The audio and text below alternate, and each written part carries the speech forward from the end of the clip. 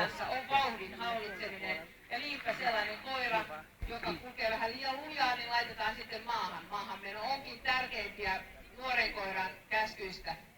Toinen ja hyvin vaikea tehtävä nuorella koiralla on lauma sitten paimennuksesta pois tuleminen. Se voi olla kanssa todella haasteellista.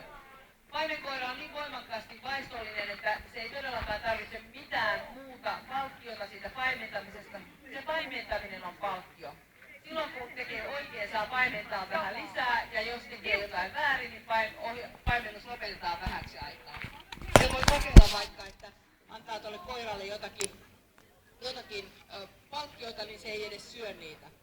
Niin kuin näette, siinä on kova intensiteetti, joka sitten siellä paimennalla on.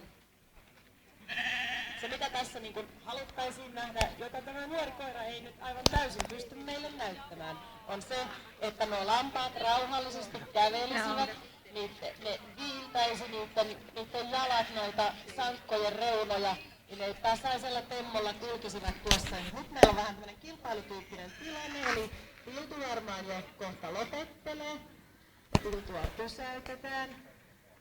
Tiltu on näyttänyt sen, minkä osaa. Seuraavaksi tulee Tiltun sisko, Piitu, ja kokeilee tehtävää ja katsotaan, onnistuuko joku näistä koirista tässä tehtävässä. Eli rauhallisesti kuljettamaan nämä lampaat, kuljettelemaan noiden ämpäreiden ympäri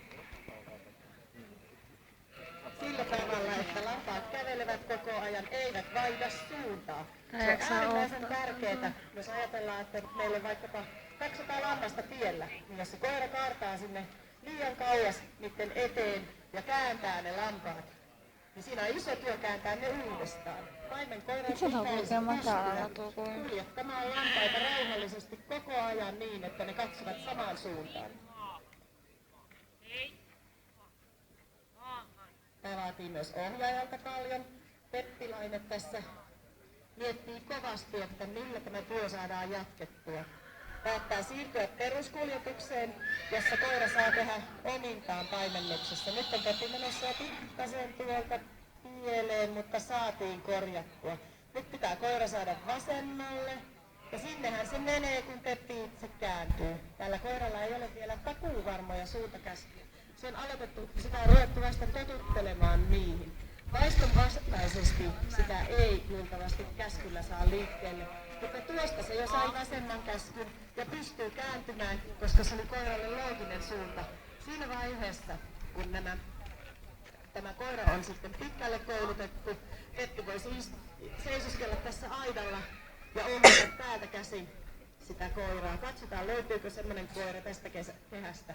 Parhaimmillaan se pystytään tekemään niin, että ohjaaja vaan viheltelee täältä aidan vierestä ja koira ohjaa ne.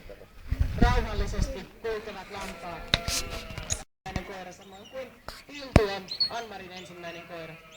Nyt kehässä on Severi Hirvonen Juvalta 700 lampaan katrasta paimentava. Ja tässähän Benia ohjataan nyt niillä pillikäskyillä. Se, mistä Severi on toistaiseksi menettänyt pisteitä, sen lisäksi tuo yksi lammas meni väärältä puolelta, niin on se, että lampaat hieman liian kovaa ravaavat, että kun se kävely oli nyt se tarkoitus, niin vielä voi Ben parantaa pikkasen rauhallisemmalla liikehdinnällä ja vähän liian on nuo kulmassa tämmöisiä teräviä. Että jos ajatellaan, että tässä olisi 10 pisteen suoritus, niin tämä olisi noin 8 pisteen suoritus tällä hetkellä. Annetaan se... Siellä nuorikoira on vähän liikaa kulunut. Paimenkoiran tärkein tehtävä on tuoda lampaat ohjaajalle. Tässä tällä hetkellä tehdään täysin koiran vaiston vastaisesti, eli sen pitää olla täysin hallinnassa tuon koiran käytöksen, koska se ei saa nyt tuoda lampaita ohjaajalle, vaan sen pitää, että ohjaaja on tuolla kaukana koirasta ja viheltelee. Seuraavaksi nähdään, millä tavalla lammaslauma voidaan jakaa. Voitaisiin ottaa tänne ihmisiä laalle ja ne ei todellakaan saisi noita lampaita menemään kahteen eri suuntaan, mutta ohjaajan avulla...